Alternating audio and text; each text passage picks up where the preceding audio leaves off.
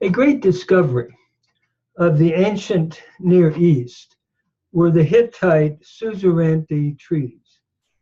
In the Hittite treaty, a king would make a treaty with a vassal people. The outline of the treaty was very interesting. And when we look at the Hittite treaties and compare them with the book of Deuteronomy, we find a very close parallel in terms of outline. If I would simply try to summarize how the treaties work, it starts with an introduction where the suzerain will say something like this: "This is what I have done for you. This is how I have cared for you." Then we have the body of the treaty, which is normally in two parts. This is what I expect from you in relationship to me, and this is how you are to relate to one another. Following that, we then have a blessing and cursing section. If you do what I say, here are the blessings. If you don't do what I say, here are the curses. And then all this is brought together in epilogue with witnesses testifying that a treaty has been made. It is interesting that these treaties go back, especially when we look at what's going on in the book of Deuteronomy, to the time of Moses, basically in the second millennium BC.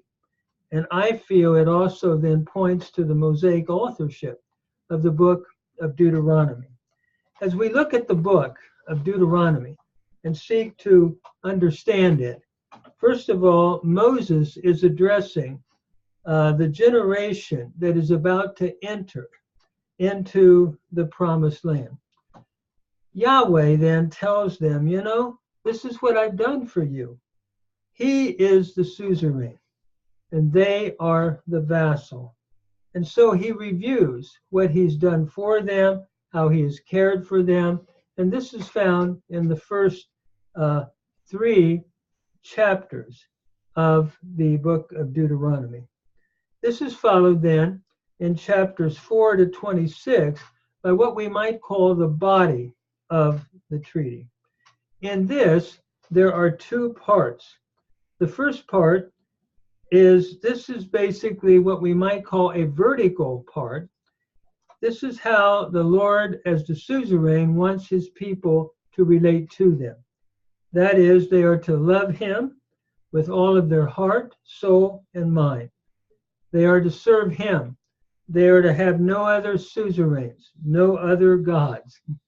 This is then followed in the second part of the body of this treaty by saying this is how you are to relate to one another. So from 12 to 26, there are laws dealing with horizontal relationship as to how the vassal people, meaning Israel, how they are to relate to one another at that time, at the time of the writing.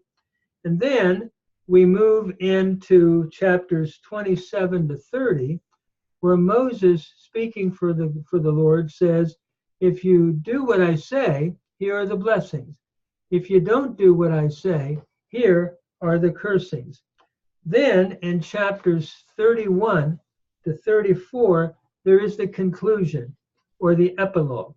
In that section, we call, or the Lord calls heaven and earth to bear witness that a treaty is being made. It is interesting, the text in Deuteronomy 32 reads like this: "Hear, O heavens, and I will speak, and hear, O earth, the words of my mouth." In Deuteronomy 32 verse 11. So heaven and earth are to become, we could say, the jury. They will represent a dual witness that a covenant is being made between God and Israel. So as we look at this beautiful book, when Jesus is in the New Testament, is tempted by Satan, he quotes this book over and over, the book of Deuteronomy, showing that he, as the God-man, fulfilled what Israel could not completely do.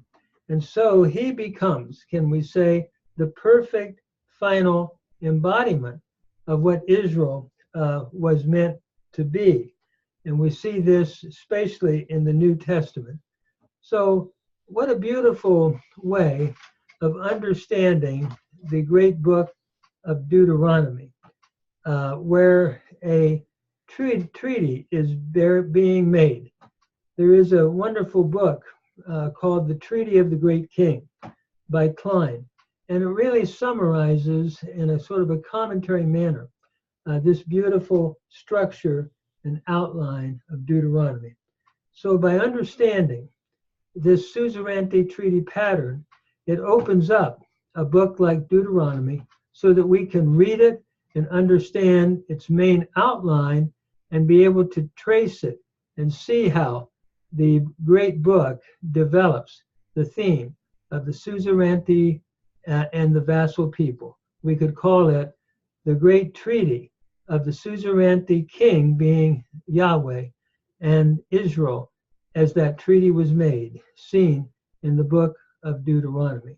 And by way of application, New Testament believers are really to serve Jesus Christ. He is the great suzerain that we are to obey, that we are to follow, that we are to have no other gods before us, and we're to serve him as the number one, can I say, sovereign in all areas of our life and practice.